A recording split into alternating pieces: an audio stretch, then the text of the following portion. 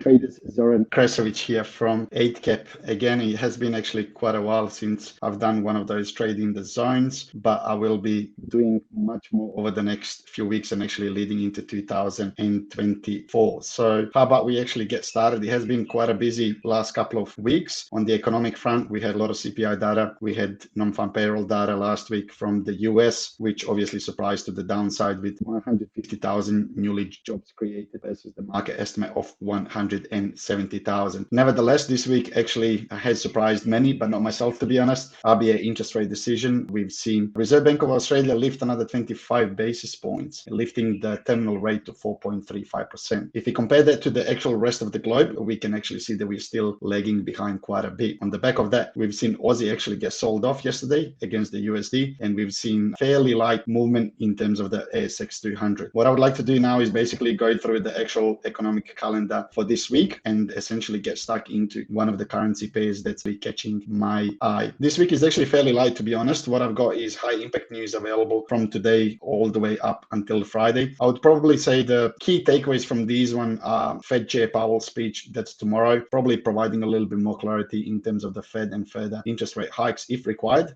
or whether we have actually come to the end of the interest rate rise cycle. So that could be on the cards as well. And on the back of that, we've actually seen long duration yields, 30-year yields, and we've seen 10-year yields as well come off over the last few days, which is obviously a huge reversal. And it does appear the market is pricing in no further interest rate rises from Fed, and therefore US dollar is starting to come off, and we are seeing a bit of risk on sentiment at the moment. When I say risk on sentiment, that predominantly means that equities are actually running really hot, with S&P 500 being 6.5% up for the last week. DAX was actually 4% up. ASX actually had a great run over the last 6 days, all up days as well. So looks like we are getting a bit of a market change sentiment, and things are looking like we might have a bit of a rally coming into the year end. Let's get stuck into it. So Fed Chair Powell speech on Thursday and 1:15 a.m. Australian Eastern Standard Time, and then we've got ECB President Lagarde speech as well. We've got Michigan Consumer Sentiment Index as well. That's actually happening on Saturday, but aside from that, there isn't really any other major news. So in terms of the volatility, VIX is actually been coming off. It's around 14.5 at the moment, way below in terms of the actual move where it was the last few weeks. So let's get stuck into the currency pair that I would like to talk about, and many might be surprised by this, but today's pair that I would like to discuss is Aussie CAD. So the reason why this caught my eye is purely because of the fact that we can see a nice upward range move in Aussie, and that's been actually trending upwards since approximately the lows back on 27th of September. So if you have a look at the move itself, it's appreciated approximately 4%, which is quite a punchy move. Now, many would actually ask and say, what is the reason for that? Why is Aussie appreciating against Canadian dollar when in fact it's been depreciating against the US dollar? And please feel free to actually open up the chart itself. Well, there is a number of reasons for that. First thing first, Aussie dollar has actually found some really good support level around 86 cents. That seems to be providing a support for quite some time, for well over a year if you go back in 2022. On the back of that also, from the actual peaks or resistance level between 93.5 to 94.5 cents, back in January 2023, we can see actually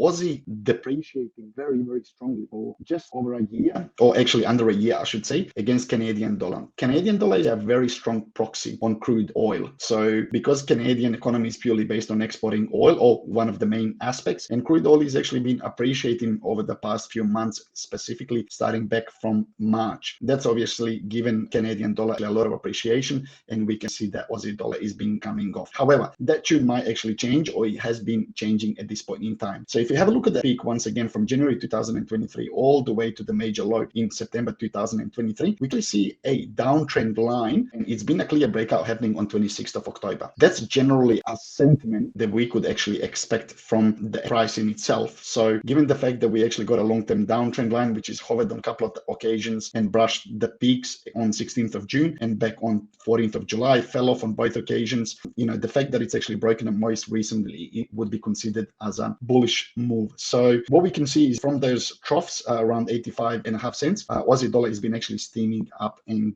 winning the ground at the moment. What we can also see is 200-day 200-day moving average as well. So the price is hovering around the 200-day moving average at the moment. It's broken through and it's charging towards the 38.2% and 50% of that last major range of the Fibonacci level. So what can we expect from these levels? Well, if Aussie was to continue moving upwards, it could easily come and test that 38.2% of the Fibonacci downward range, which could provide a resistance, and that should be around 90 cents. The next major level, even more significant, would be around 90.05 cents. So that is the range where we can potentially expect Aussie dollar to go against Canadian dollar. Now, the sentiment or the question is, what could drive this? Well, there is a number of things that could drive this. One, crude oil and Brent oil is actually been coming off from its peaks at the moment. It's actually hitting the lowest level since July, around $80 level mark.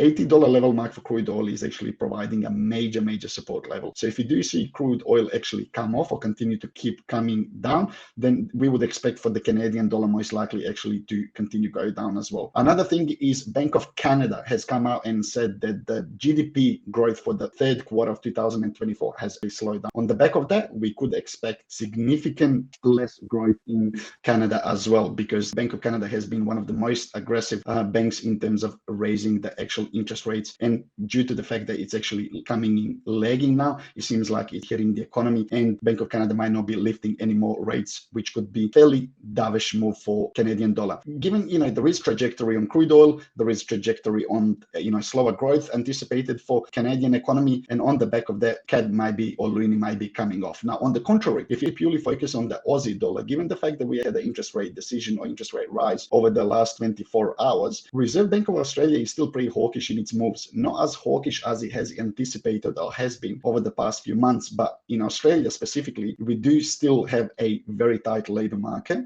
We still have appreciation of houses, so house prices have been continuing to go upwards, and also the wage growth actually seems to be quite hot as well. So all three aspects are putting a lot of pressure on the Australian economy, or in fact on the actual inflation. So the market is still pricing 0.15% of interest rate rises, saying that we might be peaking anywhere around 4.5 to 4.6%. If that is the case, then we could potentially see another interest rate rise coming into the December from RBA, or into the meeting that's happening in February 2024. Markets will actually consider that, because market always discounts everything in the future and looks for any key takeaways to actually price that in. And as we can see right now, Aussie is actually pricing that against the Canadian dollar and looking quite bullish. Just so we also look at the other side of the trade as well, if Aussie was actually to continue to come back and pull back, then we could expect it to actually provide a bit of a support around 0.878 or 88 cents. That could be the first level of support. If Aussie is going to seem to actually move upwards and we get sellers actually dominate, then we could expect it to come back and retest that 86 cents. That is a major support level. Many would consider this move here as a double bottom or triple bottom, which is considered as a reversal signal or reversal pattern, in fact, and potentially for the trend to change and continue going in the opposite direction. If that is the case, we might be seeing that unfold right now. As I mentioned previously, Aussie has been actually appreciated 4% from its lows back in the month of September. RSI indicates a little bit of overbought sign. However, I would not purely focus on that specifically. I like to take into account number of factors, which is macro, technicals, and also the indicators as well. But that's pretty much it for this week, guys. Please watch out for further comments from the RBA Governor Bullock. Please also take into account the crude oil and anything that comes in relation to the loonie, which could give you a potentially good guide to have a good probability of an outcome and trade well. Enjoy the rest of your day, and we shall talk soon. Take care.